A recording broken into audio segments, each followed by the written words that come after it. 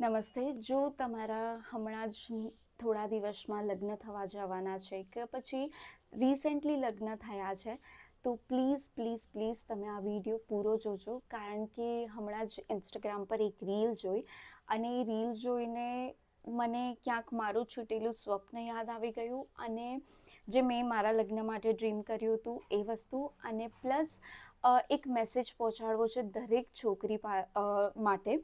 તો યસ, જો please please please પૂરો વિડીયો પૂરો જોજો.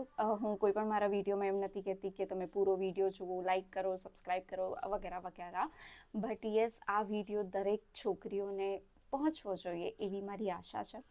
કે બેઝિકલી એ રીલમાં એવી રીતે હતું કે એ છોકરીના લગ્ન થાય છે, કન્યાદાન થાય છે, અને એના નાનાજી એ છોકરીને પુસ્તકો ગિફ્ટ આપે છે, કન્યાદાનમાં પુસ્તકો આપે છે.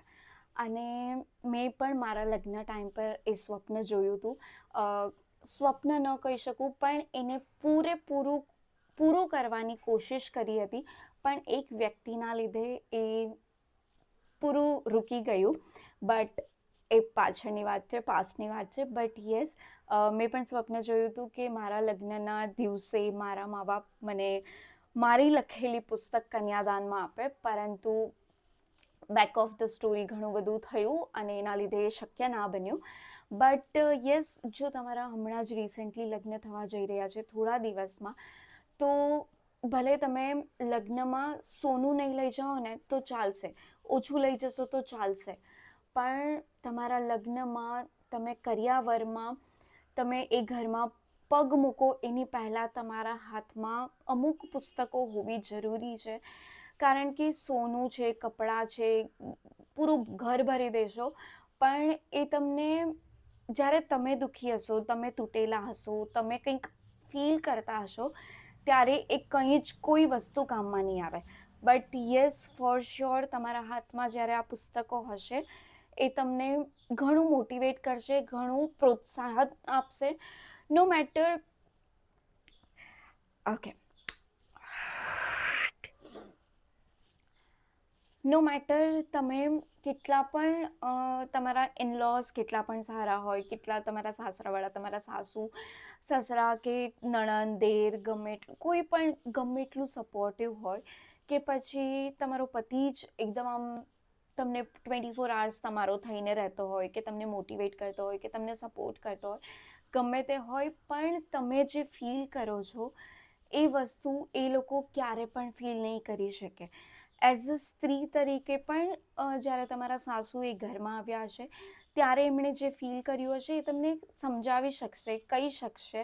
કદાચ તમે એટલા એ પીરિયડમાં ક્લોઝ બી નહીં હોય કે તમે એની સાથે શેર કરી શકશો, પણ ટ્રસ્ટ મી, જ્યારે તમારી પાસે આ પુસ્તક હશે, ક્યારેક રેન્ડમલી કોઈ એક પુસ્તકનું પાનું પણ વાંચી લીધું ને, તો તમને એમ થશે કે હા, કોઈક છે દુનિયાના કોઈક ખૂણે, મને અત્યારે હું જે ફીલ કરી રહી છું એ આ વસ્તુને સમજે છે. કારણ કે એ જે ફિલિંગ હોય છે, એક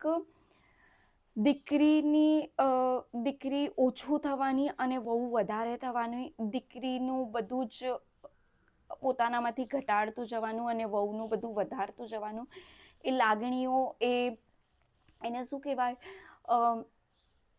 મેટામોર્ફોસિસ વર્ડ છે એક, જ્યાં આપણને આપણી સાથે શું થતું હોય એ ખબર ના હોય, કંઈક વિચિત્ર ફિલિંગ હોય જે તમે એક્સપ્રેસ ન કરી શકો, જે તમે પોતે સમજી પણ નહીં શકો. અને ટ્રસ્ટ મી, લગ્નના 1 વર્ષમાં દરેક છોકરીઓ આ ફેસ કરતી હોય છે. કુંદનિકા કાપડિયાએ આજથી વર્ષો પહેલાં જ્યારે 1975માં કે 55માં પુસ્તક લખી હતી, હું તમને કહું, 1984માં જ્યારે આ પુસ્તક લખેલી હતી, 7 પગલાં આકાશમાં, ત્યારે પણ એણે કહ્યું હતું, એમણે લખ્યું હતું કે શા માટે કોઈ માતા પિતા પોતાની દીકરીને કન્યાદાનમાં પુસ્તકો નહીં આપતા હોય, અને શા માટે કોઈ સસરાવાળા પુસ્તકોની માંગણી નહીં કરતા હોય, કન્યાદાનમાં પુસ્તકો આપવા, મામેરામાં પુસ્તકો આપવા, કે પછી કેમ શા માટે પુસ્તકોની માંગણી નહીં કરતા હોય અને શા માટે કોઈ પુસ્તકો આપતા નહીં હોય. તો પ્લીઝ, અગર જો તમે તમારા લગ્ન થઈ રહ્યા છે, ભલે ગમે એટલું લઈ જાઓ તમારા ઘરેથી, તમારા પપ્પા પાસેથી, પણ આ 3-4 પુસ્તકો છે જે અત્યારે મને ખબર છે, એ પુસ્તકો પ્લીઝ લઈ જજો. એમાંની પહેલી છે કે 7 પગલાં આકાશમાં. ઘણી બધી વાતો લખેલી છે, ઘણી બધી વસ્તુ લખેલી છે, જે આજના જમાનામાં ઘણી બધી બદલાઈ ગઈ હશે, પણ ઓલમોસ્ટ સેમ છે. તો યસ, પ્લીઝ તમે આ 7 પગલાં આકાશમાં પુસ્તકો ખરીદીને લઈ જજો. બીજું આવશે સુખ આવશે તમારે સરનામે. આ પુસ્તક છે તુષાર શુક્લની છે. બહુ સારી રીતે લખ્યું છે, બહુ સિમ્પલ ભાષામાં લખ્યું છે, બહુ સરસ એવું લખ્યું છે, જે કદાચ તમે રિલેટ કરી શકશો અને નહીં પણ કરી શકશો, બટ યસ, આ પુસ્તક તમને ક્યાંક ને ક્યાંક મોટિવેટ કરશે એઝ અ સ્ત્રી, એઝ અ વહુ તરીકે, એઝ અ નવું કંઈક થઈ રહ્યું છે તમારા જીવનમાં એના માટે.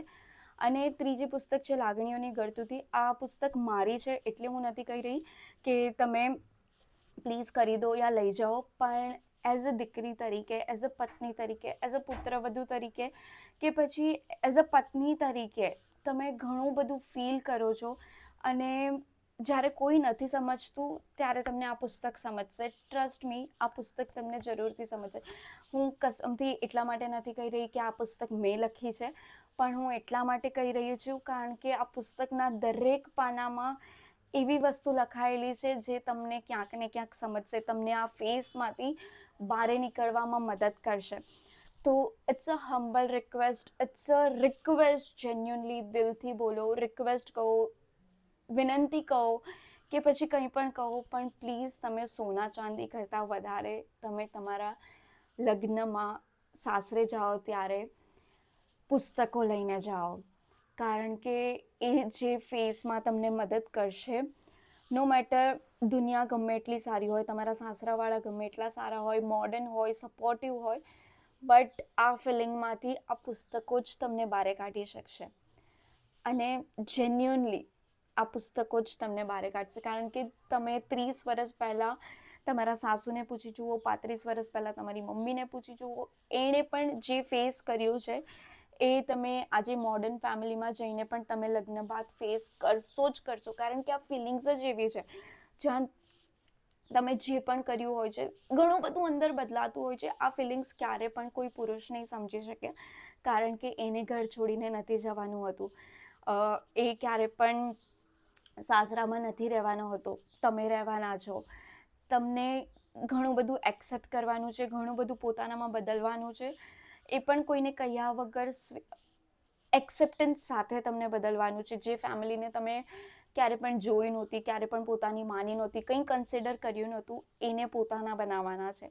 અને આ ફેઝમાં ઘણું બધું મેન્ટલી, ફિઝિકલી, ઇમોશનલી બદલાતું હોય છે.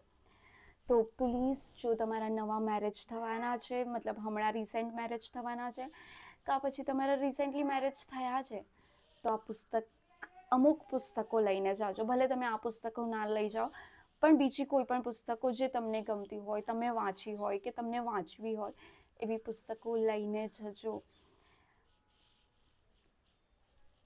પ્લીઝ લઈને જજો. અને આ વિડીયો જેટલી છોકરીઓ સાથે શેર કરી શકો, પ્લીઝ એમની સાથે શેર કરજો, કારણ કે આ ફિલિંગ મેં પોતે ફીલ કરી છે. હું ને મારા સાસુ વાત કરતા હોય ત્યારે એમણે પણ એ ફીલ કરી હતી, એમણે મને કહ્યું હતું. અને દુનિયાની મને કેટલા DMs આવતા હોય છે કે આવું થાય છે, આવું ફીલ થાય છે, ન્યૂલી મેરિડ છીએ અમે લોકો. તો દરેક સ્ત્રી સેમ ફીલ કરે છે, જે મેં પણ ફીલ કર્યું હતું, અને હું એમાંથી કેવી રીતે બહાર નીકળું છું એ હું જાણું છું. અને એટલા માટે જ તમને એડવાઇસ કરું છું કે પ્લીઝ લગ્નમાં સોના ચાંદી ઓછા ખરીદીને જજો, પણ પુસ્તકો 5-6 લઈને જજો. Thank you.